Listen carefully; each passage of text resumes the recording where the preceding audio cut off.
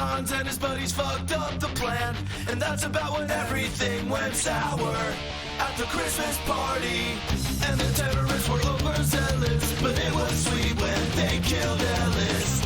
And with a little help from Alan, John McClane kicked ass. We're gonna die, die, die, die, die, die hard. We're gonna die, die, die, die, die, die hard. We're gonna die, die, die, die, die, die hard. We're gonna die, die, die, die as hard as we can. No one dies harder than John McClane, even when his wife's stuck on a plane, about to crash into the Potomac River on the eve of Christmas. And airport security kicked him out, but John McClane is just too damn proud, and nothing could have made him not deliver, cause that's his business. And with a lot of fights and gunplay, he blew that plane up on the runway. And with a little help from Alan, Holly's plane could land. We're gonna die, die, die, die, die, die hard. We're gonna die, die, die, die, die, die hard. We're gonna die, die, die, die, die, die hard. We're gonna die, die, die, die as hard as we can. Yippee-ki-yay, motherfucker. Yippee-ki-yay, motherfucker. Yippee-ki-yay, motherfucker. Yippee-ki-yay, motherfucker. No one dies harder than John McClane, saving all the passengers on the train. When Simon wasn't clear with his intentions, it was just a distraction. And there was no way McClane could know that Hans Gruber was Simon's bro. And that's what made it Die Hard with a vengeance, with Samuel Jackson. And the good cop wouldn't miss this, even though it wasn't Christmas. He didn't get any help from Alan, but only in part 3. We're gonna die, die, die, die, die, die hard. We're gonna die, die, die, die, die, die hard. We're gonna die, die, die, die, die, die hard. We're gonna die, die, die, die as hard as we can. Yippee-ki-yay, motherfucker. Yippee-ki-yay, motherfucker. Yippee-ki-yay, motherfucker. Yippee-ki-yay, motherfucker.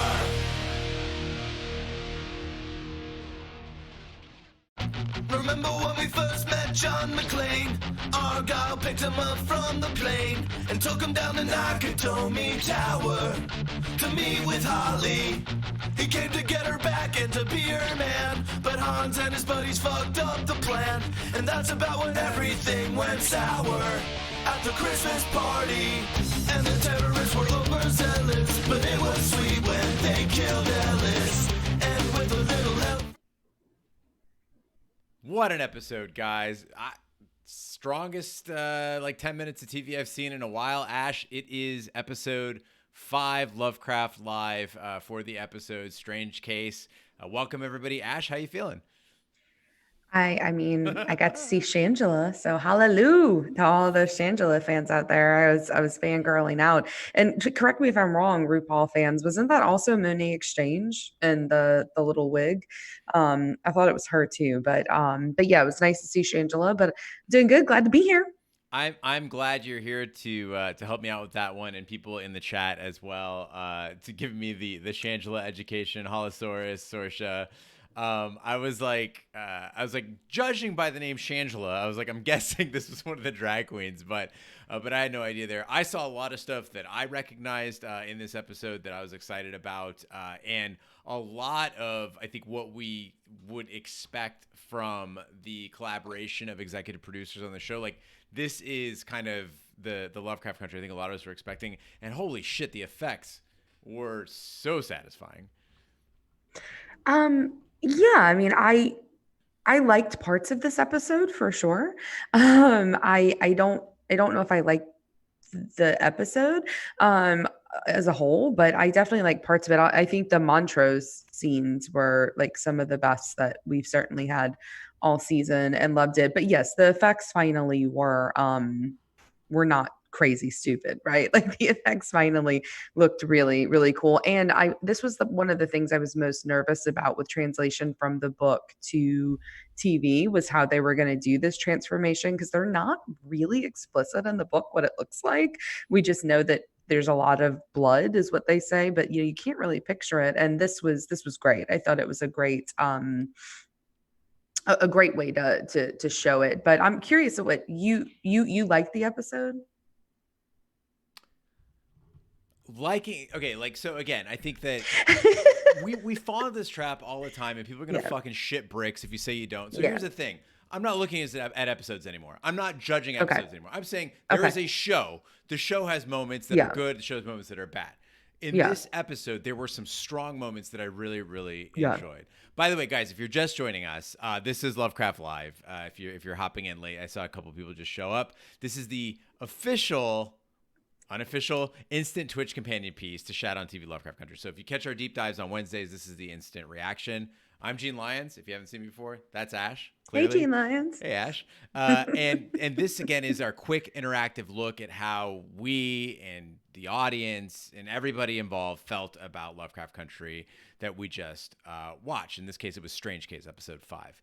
And it's also kind of a look ahead as to what we plan to cover for the deep dive on Wednesday. So if you have ideas and stuff you'd like to see covered, go ahead and throw it in the chat. We'd love to hear from you.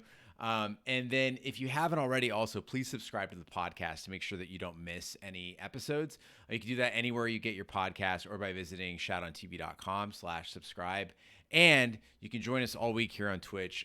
We'll be back on Wednesday with the King Bee playing video games. Friday, we have our Shappy Hour cocktail party where we'll be talking more Lovecraft Lunchy. Lovecraft Country. Country. Hungry. Lovecraft Country.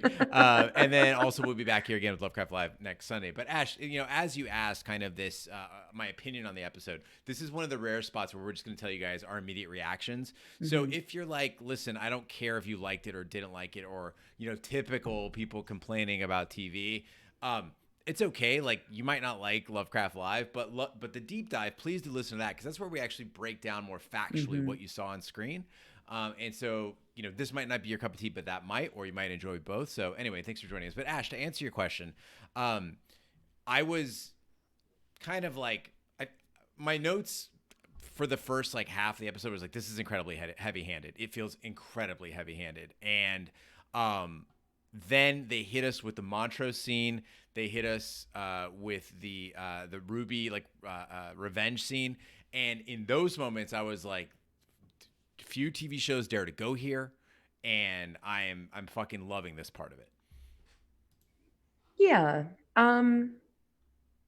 I think I need to probably do a rewatch. I love Ruby still. I mean, I really love her character.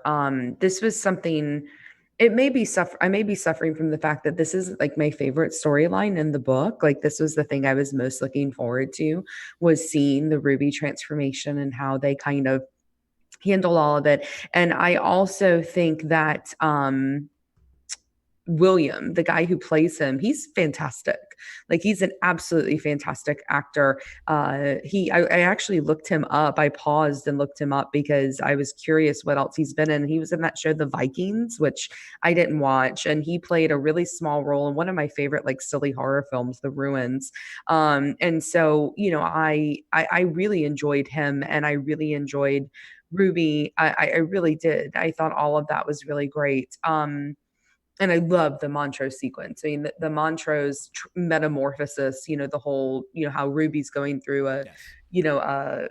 an assisted metamorphosis with the sorcery and how Montrose is going through a legitimate one, I thought was really fascinating. One of the things I want to look at the deep dive is like this theme of metamorphosis and like how all of our characters are going through a metamorphosis of sorts, and what their different chrysalises, right? Like that they're housed within. That's what I really want to do with the the deep dive. But I don't know. I'm just frustrated still with the fact that there's these. It reminds me of that show 30 Rock, right? Like I love 30 Rock for like 10 minutes out of every episode, and the rest of the Well, episodes they're only drive like me 20 like, minutes long. well, then let's say 5 minutes. And then Okay. like the rest of the episode drives me nuts because like What? there's this moment of brilliance in 30 Rock. Every episode, there is a moment where I laugh so fucking hard Yes. because it's brilliant. And then the rest of it, and it's usually when I can't stand Tracy Morgan. And so it's usually when Tracy Morgan's on, and it just ruins it for me, right? But this show I feel is very similar to that, that there's like 20 minutes of every episode that I fucking love, that I think is brilliant, that I think is amazing. And then the rest of it, like I thought everything with Letty and Tick was super boring this week.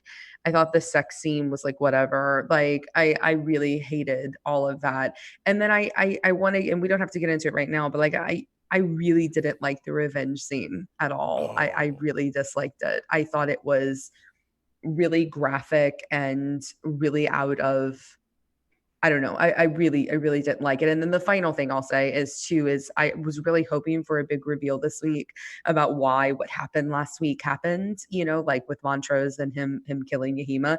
And there wasn't. I just feel like the show is so disjointed still. And I just read a review right before coming on that's talking about, it's a critic that I really love, is talking about how frustrated they are because there are these moments of brilliance and that the show is halfway done and it's not moving anywhere, that it's just kind of sitting. So So scribble those down definitely as topics, 'cause I would love to discuss those with you on the deep dive. One mhm, is how I felt like we did get some reasoning behind Yahima's death, and how the show mhm, did pick up a continuity from the last mhm. episode. Now, again, on all these things, guys, it's not necessarily us saying that it was well executed or not, but rather that I saw the attempt there. Like I saw what they were working for, Mhm. right? And then also with the revenge scene, I would love to discuss that in the deep dive.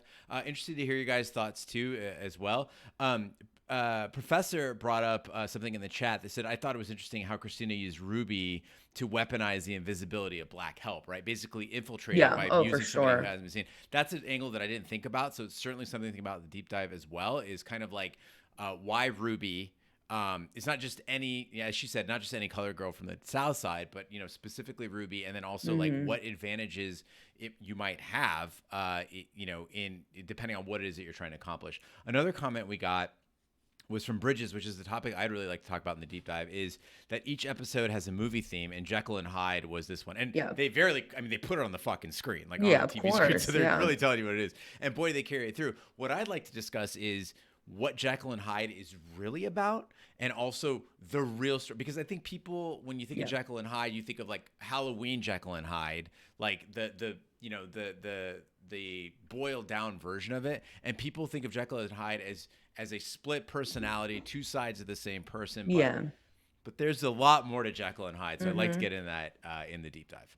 No, I totally agree. And I think that that's fascinating. And just like how, I mean, we're continuing that tradition, right? Like last week was Journey to the Center of the Earth. Like we're pulling from all of these literary themes, which I think is really, really fantastic. But Kim, I think summed it up perfectly here, that they loved the revenge scene, but the stiletto sodomy aspect of it, like that's my issue, right? Like I think that anytime like we go, like I was okay with like her humiliating him sexually, but like the idea of like taking that, like that the humiliation continued to be, sodomy. I mean, like there's a lot of writing that's been done about how when straight men are, you know, sexually humiliated, that when you include sodomy of any kind, like it becomes very homophobic in a sense, like this fear, like that's like their greatest fear, right?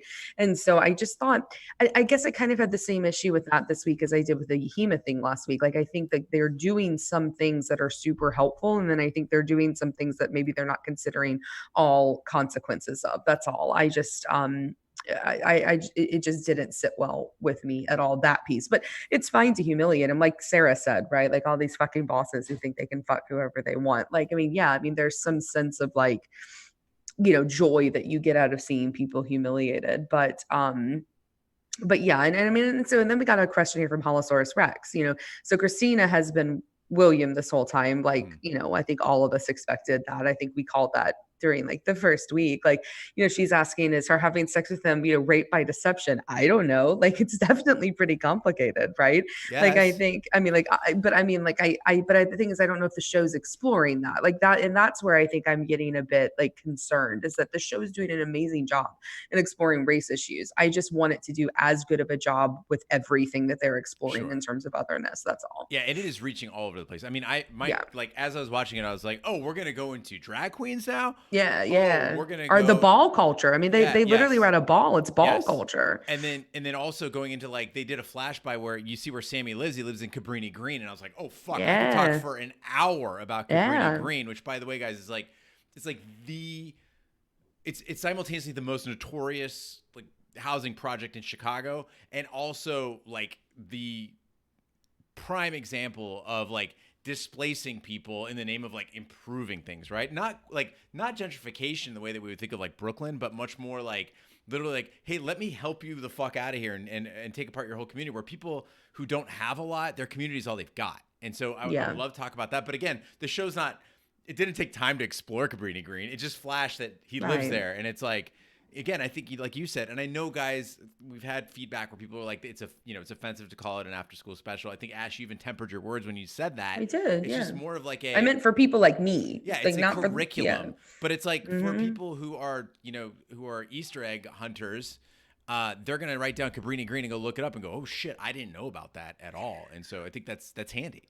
Well, and I also think that, and I'm sure YouTube write us and hate on us like you did last week, right? Like, but I'm sure that somebody's going to say something about this, but I guess for me too, and you have to remember, guys, we're watching from our own perspectives, and we've been very honest all along that like this is not our experience. I mean, I'm a white woman, a white cisgendered heterosexual woman. Like this is, none of this is my experience, and so I can only watch it and try to understand. And so for me, I guess I get frustrated too, because the Easter eggs are super cool, but like, what is the purpose, right? Like, who? I guess it becomes of like, what is the purpose of these things? Because if it is to educate, like they did in Watchmen, that was so intentional to educate the public about what these things were. If it is to educate by doing it as Easter eggs, you're setting people up for failure, right? Like you're setting people up to say, well, I didn't know that. Like if you knew nothing about Chicago, you would have no idea what that reference meant. Like it's almost like in some ways, it's too subtle if that's the purpose. Now, if it's not for me, which is totally fine because too much TV is for me, right? Like if it's not for me and they are there to be a moment of like reflection and connection for a community I'm not a part of, then that's great. It's just I don't feel like the show is, it keeps jumping back and forth and trying to be a talk piece and trying to be a place for us to discuss things that we need to be discussing, and then also being so subtle in a way that those really important conversations can't happen. And I don't know, and I don't mean to be offensive by saying that, I'm just saying that to me also is a bit frustrating about the show, is it's like we're missing fantastic fucking stuff, Yeah. and if we didn't have our audience, we would have missed half the stuff we've already talked about. So that I think too is a bit of a frustration point for me halfway through. Yeah, and speaking of the audience, you're absolutely right, Ash. We had some comments in the chat that have been really, really insightful. One of them was from Yeah, Sorsha, please. actually. So in a past episode, I said we heard, the voiceover, and it was the sound of Montrose kind of beating up on Tick and showing us that there was a history of abuse there. Sorsha says, no, a lot of people thought Montrose was hearing his own words of abuse as he spoke them to Tick at the beginning of that episode. It was clear to me that Montrose was remembering what his father said to him as he was beating the feminine out of him as a child. And this is such a good pickup by Sorsha, who says, remember, George said Montrose was a loving and creative child and was artistic.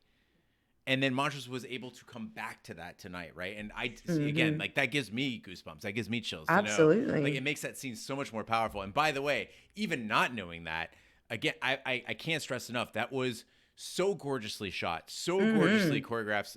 The way it was lit, the band, the music choice, and the way that that Michael K. Williams delivered on that performance. I mean, just like it is heartbreaking TV. It was so powerful. Yeah, I mean, that scene I really want to dive into because, like, when we're going to talk about metamorphosis, I think it is such a beautiful idea to be pairing him in the drag community and in Yes. ball culture because I think all of that is super intentional. And that's what I mean is that, like, because Bandicoot here, Bandicoot said, with Watchmen, they chose a few points and explored those points a bit more fully. I'm finding this is jumping around. And then they said earlier that they're having trouble, like, comprehending it all. And it's like that scene with Michael K. Williams works so well because they let it breathe, Hmm. right? They let it just be what it was, and they let it breathe, and they let it be beautiful. And I think that that's why it was so affecting. And I think everything in the show could be just that affecting Right. if they would just let it fucking breathe. And so little of it they're letting to actually have, these moments to just to feel the gravity and the tragedy and the history, right? Like there's so much there to explore that I just feel like we're really I don't know. I feel like I need to this is a show I feel like I need to watch like 10 Yeah. times to really understand it and then still will be missing stuff. And Ash, I thought of you during that scene because that scene, if people don't realize, it was a dance performance. There was no I know, dialogue yeah. in Mhm. that. That was dance, and it was beautiful. And It I want was. to go back and actually watch the movement of it and see like every part that was being expressed. As a reminder, guys, I totally slipped and didn't mention this, and we're like 20 minutes in now. Ways that you can support us, by the way, obviously subscribe to the podcast. You can subscribe to our Twitch stream. As a subscriber, you can do that through Twitch Prime. And what that does is gives us like a little bit each month to just help out with costs and to maybe treat ourselves to an ice cream sundae. And so you can do that through Twitch Prime. And what you do is you get a little toilet paper roll next to your name, which is kind of cool. It shows that you're a subscriber, and you get access to the cool emotes. So you can get like a little Ashley face and a Jean face and a Big D face and a Juniper face. So that's a way to do it. Thank you, Aaron Thanks, Sun, for Aaron the Son. cheer. And so also if you have Amazon Prime, your Prime subscription is already paid for. So it's included in Amazon Prime. You get one subscription a month, and you can use it for anybody you want. Think about using it for us for Twitch Prime. That'd be really cool. Get a little toilet paper roll next to your name. We appreciate it. Everybody who's following us, Caleb, Screaming Steven, former floor Hi, y'all. man, and Dominic as well. Thank you guys so much for joining us. And Aaron's son also cheered. That's another way you can support us. There's a little cheer icon, a little bit icon next to your chat box. You can hit that and cheer in any amount you want. And that helps us as well. It's like a little tip. Cool thing about the cheers too is it's a great way to see what you have to say seen in case we didn't see what you had to say. So as you type it in, you do a cheer next to it, and then it'll be brought up on the screen and we can see it very easily. Professor said, had the same view on the stiletto revenge that I did, which was it was an artifact that was handed to her by these white women, and therefore she was using it as a weapon back against. And so that's Oh how I no, interpret it as well. no, I got it, but she used it to sodomize him. I mean, I Yeah. think it's different if like she hit him with it. She could have hit him in the back with it. She could have left a mark that way. She didn't have to sodomize him with it. Especially to Cardi B's. These are red bottom. These are bloody shoes. Like, I mean, like, come on. I mean, you would talk about it fucking heavy handed. Like, and I know that she's talking about, Louboutins there, but like, still, like, I mean, it just, I don't know. The more I think about that scene, I'm just sitting here like stewing, thinking. I'm gonna go take a shower after this and be in the shower like I didn't like it. Well, Yes. and it's interesting you brought up that because when I saw Red and then saw the girl with the dragon tattoo, that there's a scene in that I had to stop reading and I had to I know stop what you're watching the talking movie about. because Yeah. I couldn't handle it. And so it's Yeah. interesting that for me, if it's a guy, I can handle it just fine. And Yeah. I think it's the reversal of power, where I'm just like, yeah, well, you fucking deserve, like, you're a piece of shit. Well, and like I had never really thought about it. So my brother's gay. My brother's a homosexual man. And, a long time ago, we watched something together that was very similar to this. And like he and I had a big old long discussion about it. And he sent me article. I mean, his graduate work is in queer studies. Like, so I mean, like he sent me article after article after article. And so I think I probably also just already have made up my mind about that type of violence, about those types of scenes. But I agree with Bridget. She intended to rape him. She did. It's just I don't know if that was I just don't know if that was helpful. I don't know if it was helpful or the right thing to do. But I do appreciate though what everybody's saying, all yes and Sorcha a little while ago. Everybody's saying that, it's so nice to be able to come here and piece together a puzzle. And I have to say, in a show like this, if I had been watching this show by myself, I probably would have I don't even know if I would have finished the season because I think I would have been so frustrated with the pacing after the first two episodes. I wouldn't have even got to see that awesome episode at Letty's house. And I love that we're able to come here because you guys help me see things that I'm not seeing previously. You help us put together a picture. I mean, Gene, you too. I love the fact that we're not 100% in agreement on the show because, like, you and I have never had that before. We agree on everything. Like, I feel like before this show, and it's super helpful to me to like actually discuss this like with you and with everybody because my reaction, you know, when I finished the episode was like this face. Really? Yeah. See, the ending was the best part for me. I was this face until about 40 minutes in, and then I was Mm, this face.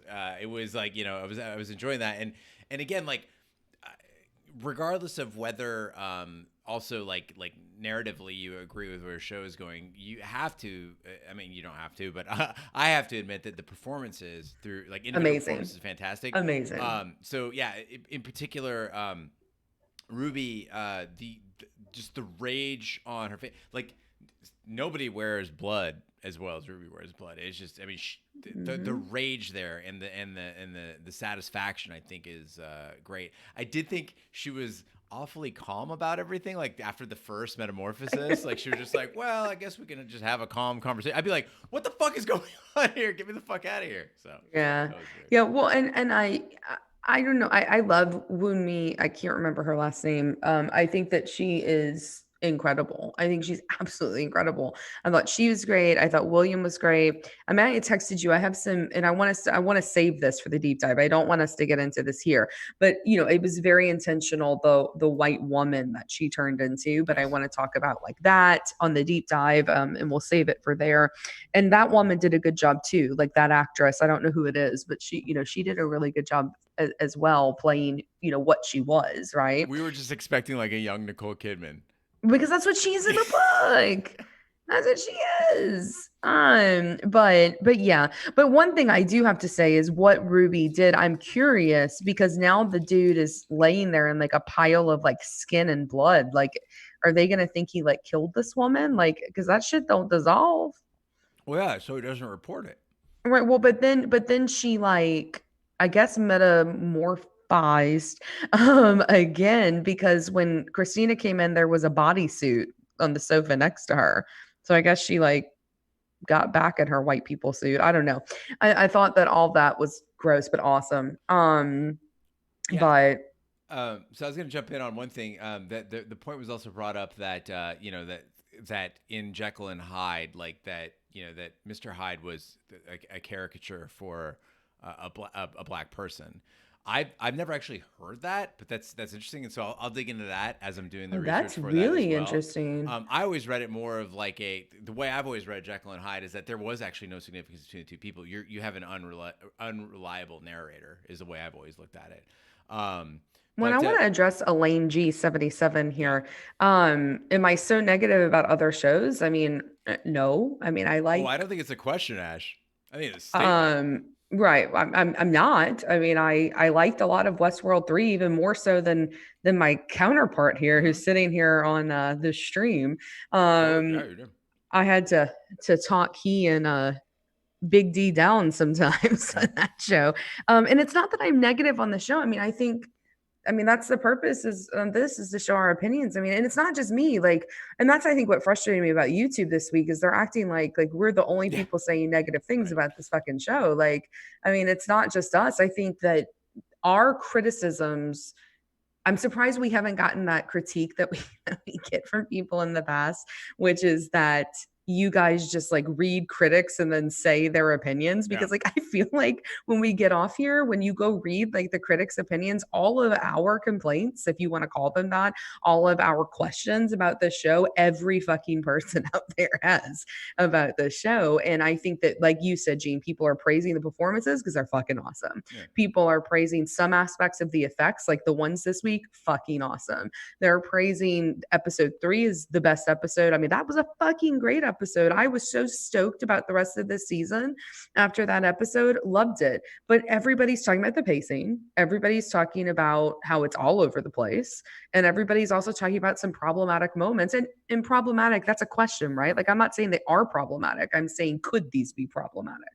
So Yeah, and I think it's super unfair too, where the way we treat like Lovecraft Live, right? The same way we treat Shappy Hour is like you and I and everybody else. It's like we all met up at the bar after watching the right. show, or we just got out of the movie, right? And we're all at the bar and we're like, and we're talking about it, and like imagine that.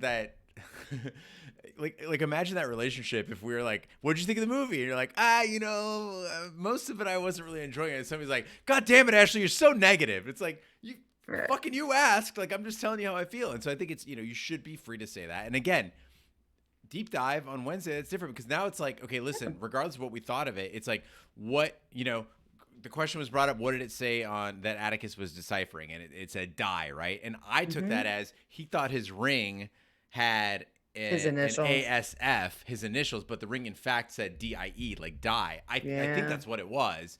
And in which case, that's very, very interesting. That's the kind of thing we're going to talk about. Not whether or not I liked that his ring said die. Nobody cares about that. Well, I am really excited about Jamie Chung coming back next week because I've made no qualms about how much I love her. So I think that, and then finally we're going to find out what happened in Korea, which I think is a huge missing piece, right?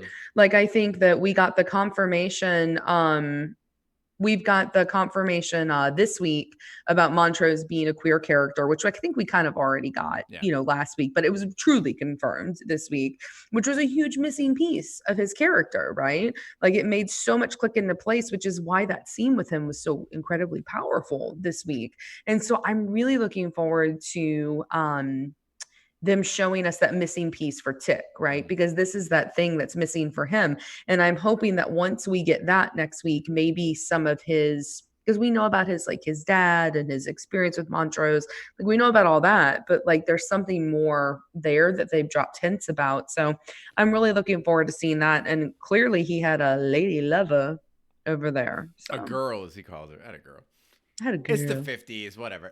Maybe he had a love song for her. Yeah, so Erin's son says that she felt like Hillary Ruby was a lot older than Ruby. So we are going to get into that in the deep dive. I think, Ash, that's a juicy thing to chew on there because, again, guys, if you've read the book, like she is described as like, wow, like a fucking knockout, Amelia Earhart looking, whatever. Redhead. With, this crazy flowing hair and blah, blah. And I think that this was an intentional choice. Like it was a very specific look that they were going for. And we'll talk about why, but I don't want to totally spoil the deep. I mean, I'd love to see what Ash has to say on it first. Well, I'm also curious if anybody recognized the actress, and that's all I'm going to say about that. If anyone recognized her, like, are you genuinely curious? If anybody recognized where they've seen her before. They said the Deuce. No, I'm not talking about. I don't want to spoil things, Gene. Oh, well, they just said it in there. No, I'm not talking about that. Oh. I'll tell you off air. You'll understand when I tell you off air. Yeah. So, see, people are answering it now. Yeah. No, I don't see. Yes, thank you, Shadow Time. She's the woman that was the same with the dogs at the beginning in the second episode. Oh. See, I didn't ruin it. I just said she was from the Deuce. I know, but I didn't. I'm saying I didn't want to say it because I didn't want to ruin it because it's like a spoiler. How's it a spoiler? Because you know what happens. No, the Deuce, the TV show.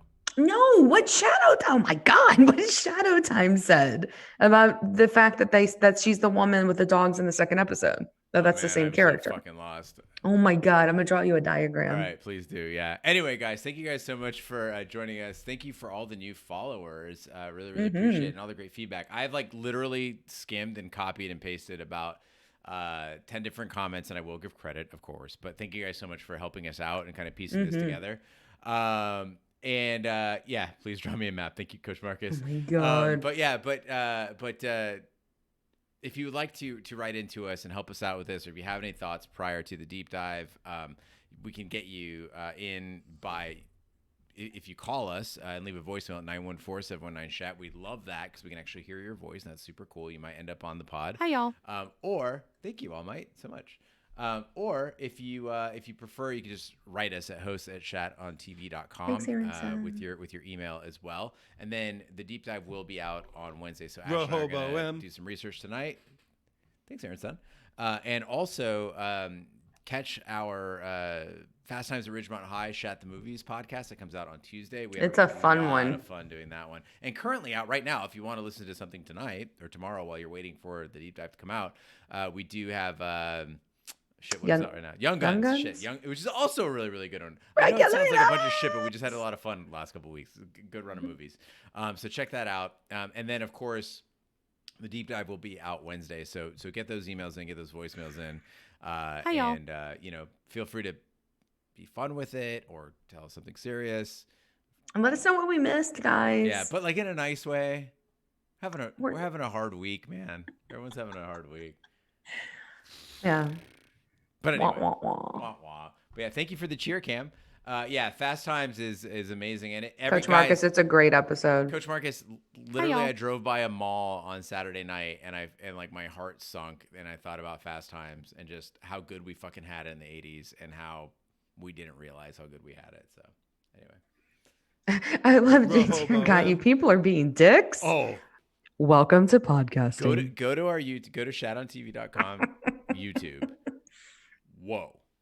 I mean, it isn't as bad as during Westworld because I don't think because I did the YouTube during Westworld because I would say something or it was really you and I that got hated on in Westworld because we would say right. We would say something as small as, I just don't know if that gun scene worked as well as they wanted, but the fucking episode was great. And we talk how great that, but we'd see this one little tiny thing and people the most negative podcast that's ever come out. Yeah. And it's what? Or Evan Rachel Wood's hair looked a little off this episode. Why do you hate her? It was just insane. This one is, at least what they're talking about is it isn't so much about negativity. They're hating on us for missing stuff. And we are. We are missing stuff, but a lot, like I was saying, a lot of the Easter eggs, they're very subtle. And y'all, we've got one day, not even 24 hours between now and tomorrow to record. Hi, y'all. So we can only we have full-time jobs. If you guys would like to get us sponsors to pay us to do this, I promise guys, we'll do more research. We'll do a better job. We'll do 5 episodes a week. Thank you, John, for gifting a subscription to Professor and triggering a hype train that we are 80% of the way through. And thanks, Susan Mabru. If you guys want to get that hype train going into station, all you got to do is cheer or gift some subs or subscribe yourself. Hi, y'all. And it'll move us toward there. Samuel, thank you so much for the cheer. Coach Marcus, saying fans can be bitches. Listen, here's the crazy thing about the stuff we get written about too. So today we saw there's a scene where Ruby as Hillary collides with a black boy who has some popcorn, and I noticed that. And I know that there is several instances where young black males found themselves at the mercy of mobs because of these alleged slights, and specifically Emmett Till. And I know that, and it's I could bring that up, but it's also we've talked about Emmett Till, yes, and also I don't know that's what the show is going for, and also we have all these other questions that we have to address, and it's and we have an hour, so it's some things we're not going to address. It doesn't mean we're unaware of it or we didn't feel it at all. And speaking of feeling things, this was one of the episodes that I actually related to a lot, and so another topic that we might be discussing in the deep dive.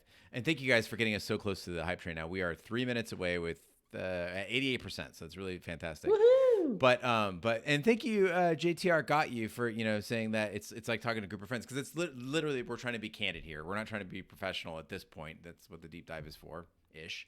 But I wanted to talk about also about this idea of social tourism, because as a person who grew up as a goth kid, as kind of an outsider who didn't really fit into mainstream stuff, I've always bristled at what I consider social tourism. We saw that in many different ways on this episode, but most notably when the white people went down to the South Side to check things out. And there is an echelon of people who generally feel protected And I've been on the Mm-hmm. inside of it and the outside of it. Hi, On the y'all. outside of it, meaning, I've been like at a club that I frequent all the time, whether it's a gay bar or a goth club, where like people would show up late at night, especially in Chicago, like 5 a.m. or 4 Hi, a.m. y'all. bars, where people would show up and they were being, you know, completely inappropriate, disrupting the entire culture of the place, and they knew they were untouchable. Like they just knew by the status of who they were untouchable, and all that Yeah. meant it Hi, didn't mean y'all. like they were special. They weren't millionaires. They were fucking like white chads and fucking flip flops and cargo shorts. Like it didn't matter. The fact that they knew that like they could do that and nobody was gonna fuck with them, you know. And so I think that that's one side, and on the other Hi, y'all. side, I've been in the situation where I've been with friends and realized like going down to Mexico. And when you realize, holy shit, like I'm that guy now. Like I'm here in Mexico acting completely inappropriate with a bunch of fucking drunk friends in Tijuana or Nogales, and all these people are just tolerating me because they know that that's the pecking order, you know. And so I kind of want to dive into that a bit too, guys. We got 1 minute left on the hype train. Please get it into station. We got 8% to go, so just a couple more cheers. Another subscription would really get us going.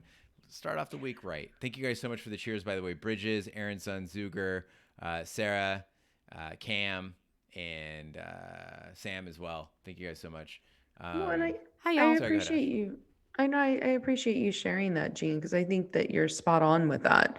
That's what they're seeing here. And I related the most to the scene in the dressing room Hi, y'all. because so much of what's going on in our world right now, it's making us, or it should be making us question the way that we interact with others that are not Hi, y'all. allowed or encouraged or easily accepted into our circles. And so, I think I don't think I've ever said anything that was intentionally Hi, hurtful y'all. in terms of being racist, but there's microaggressions that I know that I've been guilty of. And so looking at like that moment, for example, when they're like, we want to go to the South Side and go to this bar, like it's like a tourist attraction, Yeah. right? Hi, Like, y'all. I mean, so much of that reminds me of New Orleans and like where people Yes. want to go when they're in New Orleans, right?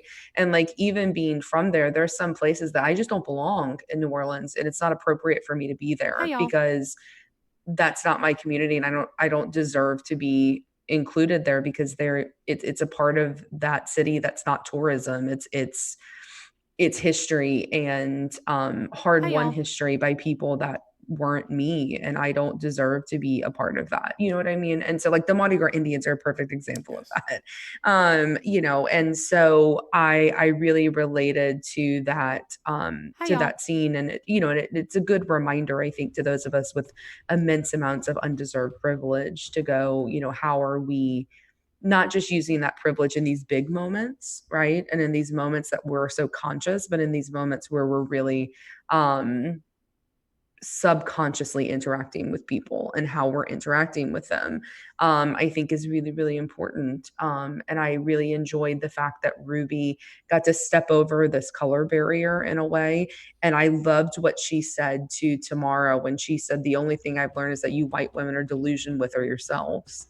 And I thought that was a really fucking powerful moment. So Yeah, and right before that too, when Christina was like, I know what it feels like, and she was like, shut the fuck up, and I was like, thank you, because people need to be told absolutely. that, like when you're trying, like don't Yeah. minimize or diminish somebody's experience because you felt, it's like when somebody's like family member dies, you're like, oh well, my mom died. Nobody gives a fuck. Shut up. Like just let me Just let me tell express you my myself. Yeah, experience. Yeah. exactly. Thank you. Yes. Yeah, because otherwise, well, and I also really loved. I'm totally going to butcher this, but there was also this really great line that Ruby had where she said something about, that she is both black and a woman, and most days she doesn't mind being both, but the fact that both also render her immensely invisible. Yeah. And while I'm not a black woman, being a woman, I related certainly to Yeah, that. she said it so well. It was the most days I'm happy to be both, but the world keeps interrupting. And I was like, Yeah, the world keeps fuck. interrupting. Yeah. That's pretty fucking amazing. So, I mean, again, playing with otherness, right? Not just about race, but gender there.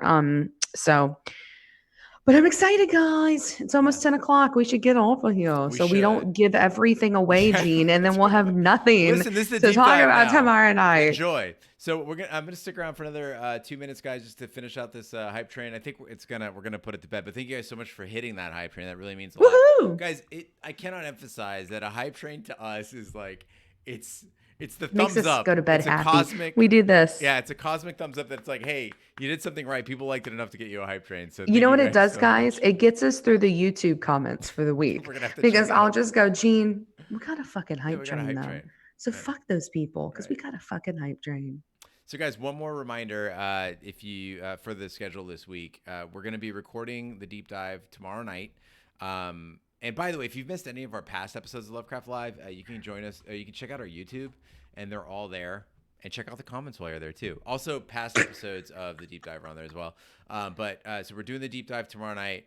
Tuesday night is me editing the deep dive and then Big D will be releasing Fast Times at Ridgemont High from Shat the Movies. Thank you, Dick Champion, for following us. And it's Big D's alter ego. And then on Wednesday we'll be putting out the deep dive for Lovecraft Country, so you can get that anywhere Hi, you get y'all. your podcast. If you're watching this on YouTube, you don't have to listen to it on YouTube. You can get it on anywhere you get your podcast. Subscribe to it, and then you don't have to sit through the commercials. It's pretty great. And then also on Friday, we'll be here with a Shappy Hour. We haven't decided what we're drinking this week. Last week, we did Moscow Mules, and I'm embarrassed to say how much I enjoyed them.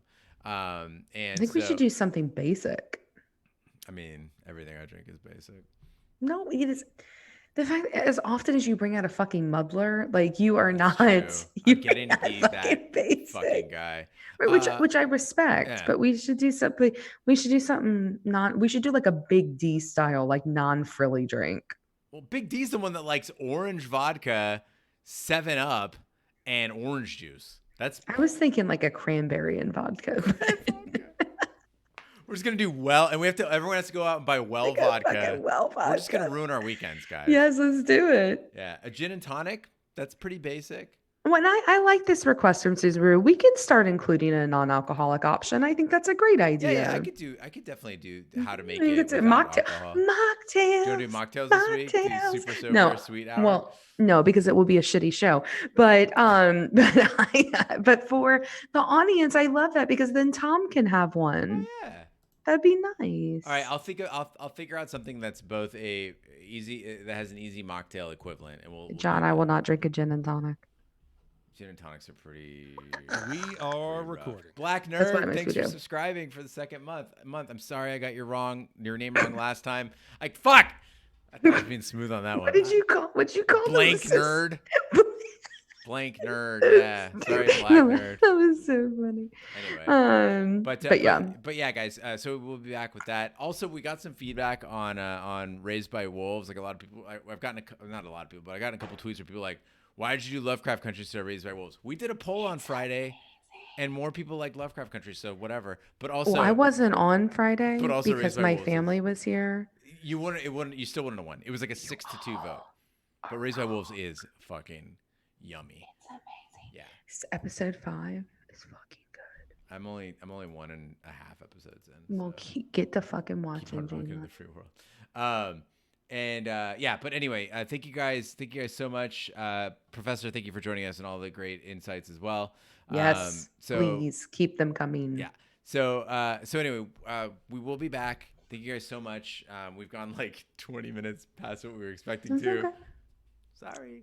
But have a great night, guys. Ash, thank you so much for joining me on Sunday and sacrificing your day to record with me for Shot the Movies earlier today, and then also to joining me here. So you're the best teammate, partner, homie. Teammate. What do we call each other? Colleague. You're the best colleague. Best friends forever. Ah, BFF. Okay. All right. Night, y'all. See you guys later. Bye, guys. Love y'all. Remember when we first met John McClane? Argyle picked him up from the plane and took him down the Nakatomi Tower to meet with Holly. He came to get her back and to be her man, but Hans and his buddies fucked up the plan. Yeah, I and forgot to that's say about don't when die anywhere, everything went sour at the Christmas party, and the terrorists were